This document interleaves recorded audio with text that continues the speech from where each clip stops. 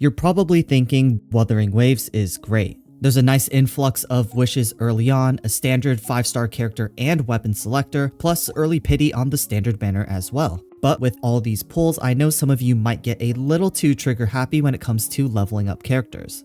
I get it, you finally pull one of your favorite characters, go to level them up, and then realize, wait, I'm broke.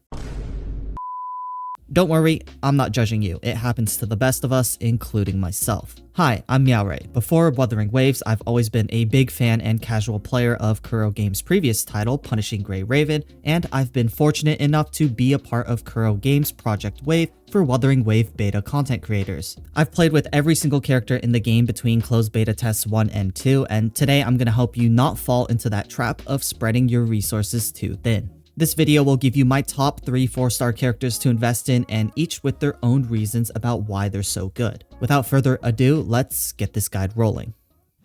In the number 3 spot, we have Danjin. This pick is a little bit of a biased pick as she is my absolute favorite character in the game, but there is also solid reasoning behind this one. In the early game, Wuthering Waves heavily rewards investment into a main DPS that ends up spending most of the time on field.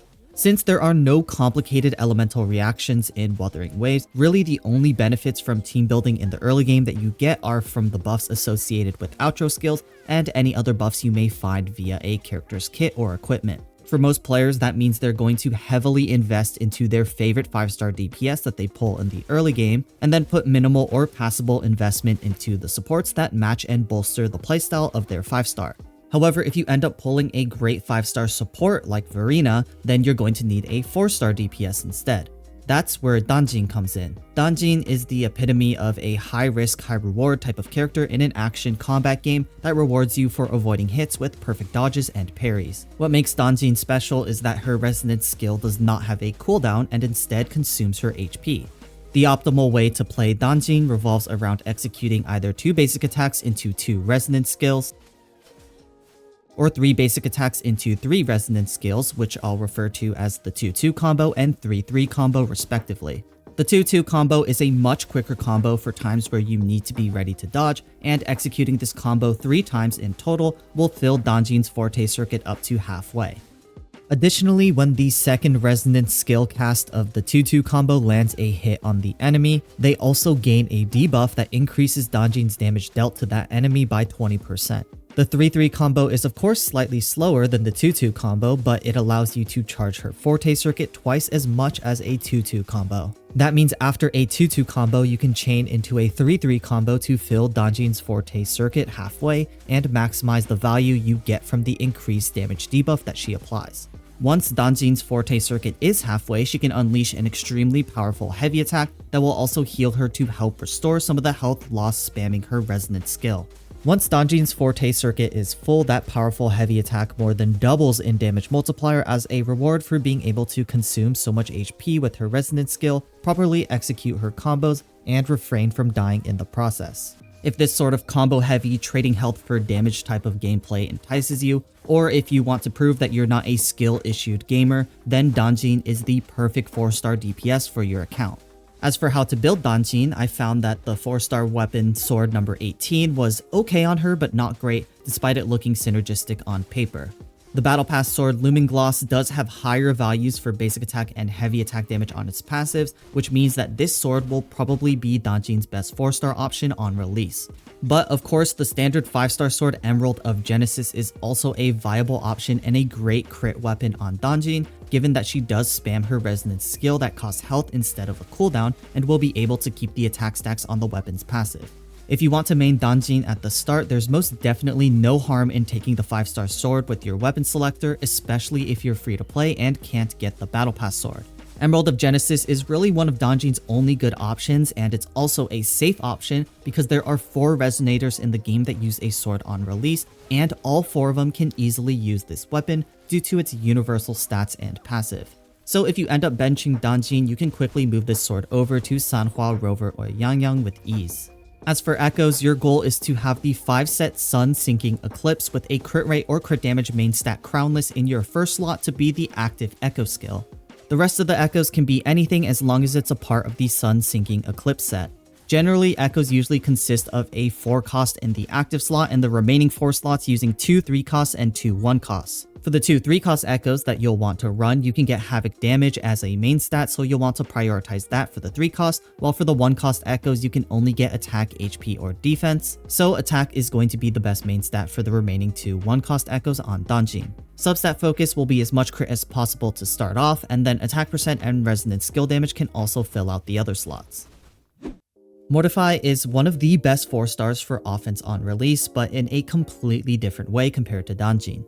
The 2 biggest benefits from Mortify are his Resonance Liberation and his outro skill. By casting his Resonance Liberation, any party member that lands basic attacks or heavy attacks will trigger a coordinated off-field attack from Mortify that deals fusion damage. Since one character usually takes up most of the field time, you can get some ridiculous value out of off-field damage in the same way that you can get value out of buffs to ensure that no slot in your team is a dead slot that does nothing. Additionally, when you switch out Mortify through an outro skill, he'll also buff the heavy attack damage of the character taking his place. This sort of playstyle is perfect for providing extra team damage output for characters like Ji Yan. And when you look at his build, everything he builds either helps him with his Resonance Liberation uptime or provides additional buffs to the team. For his weapons, his best pistol is going to be the standard 5-star pistol Static Mist for its crit rate, energy regen, and extra attack for the resonator switching in. However, many players will be picking up a 5-star weapon for their main DPS and not their support or off-field DPS with their weapon selector, so some of your best budget options are either the 4-star pistol Cadenza or the 3-star pistols of Voyager.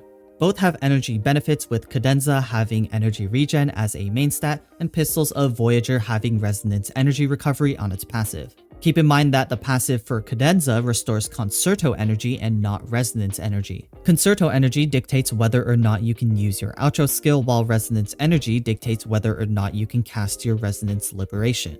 Resonance energy is what we're going for, but Concerto energy is also good for Mortify because he wants to always be able to use his outro skill for the buff. As for echo sets, there is no doubt that you're going to want to use the 5-set Moonlit Clouds with a crit rate or crit damage main stat Impermanence Heron as your 4-star echo in the active slot.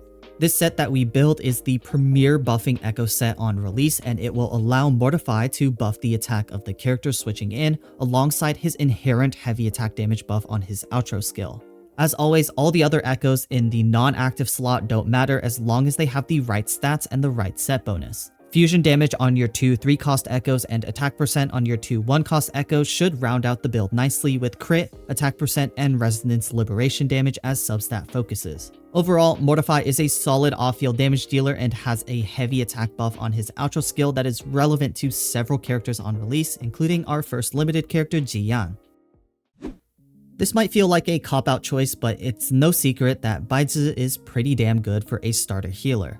Not only are Baizhi and Verena your only true healers on release, but Baizhi also provides more than just healing. With her resonance skill, she's able to provide healing for the team and buff the attack of the on-field resonator by 15%, and with her outro skill, she's able to provide slow ticking heals to the incoming resonator for a whopping 30 seconds. When the new resonator gains this healing from Baizhi's outro skill, they also gain a universal 15% damage bonus, which is absolutely nuts for a free character. As such, to make Baizhi even more broken, we're going to give her the 5-set Rejuvenating Glow for her Echo set to provide a team-wide 15% attack buff when she heals the party. The 5-set Moonlit Clouds is technically a viable option on Baizhi, but ideally for your 2 supporting characters, your healer should be holding the 5-set Rejuvenating Glow for a longer lasting team-wide buff, while the character that switches out directly for your main DPS, like Mortify for example, should be holding the 5-set Moonlit Clouds to maximize the buff uptime for your main DPS. As for the specific echoes and stats, the only 4-cost echo that can have the 5-set Rejuvenating Glow upon release will be the Bellborn Geochalone, so that will be your option. Its active skill will grant a shield to the party that has a damage bonus as long as the shield stays intact, so there is yet another way that Baizhi can buff her teammates. You'll want to aim for healing bonus as a main stat on the Bellborn Geochalone, but anything goes with Baizhi since she's so easy to build, while the rest of the slots can be HP to maximize your healing. Energy regen is a possible main stat on 3-cost echoes specifically, so those are also viable main stats if you find yourself not being able to get her resonance liberation up every rotation. For rectifiers, my personal favorite is Variation due to the fact that its energy regen and Concerto energy based passive can help with ultimate uptime and outro skill uptime respectively. Comet Flare is your run-of-the-mill 4-star rectifier purely for HP and healing bonus should you need stronger heals on Baizhi, while the 3-star rectifier of Voyager is great for Resonance Liberation uptime. Everyone gets a free Baizhi, and although you won't want to invest in healers before investing into your damage dealers, there's absolutely no issue with you leveling up Baizhi in the early game, as you'll definitely be using her for a while until newer healers release in the future. With that, let me know down in the comments below which 4-star characters you're going to build first. Is it going to be one of the characters that I talked about today, or do you have your own favorite? Regardless, hopefully I've shined a light on some of the 4-star units, and if you want to see more Wuthering Waves content, definitely let me know down in the comments section below. I've got a second channel that I've barely touched, and if there's demand, I may go ahead and put some Wuthering Waves content there as we embark on our journey with the Wuthering Waves release. Link to the second channel in the description below. Other than that, it's the same as always. I'll see y'all in the next one. Peace.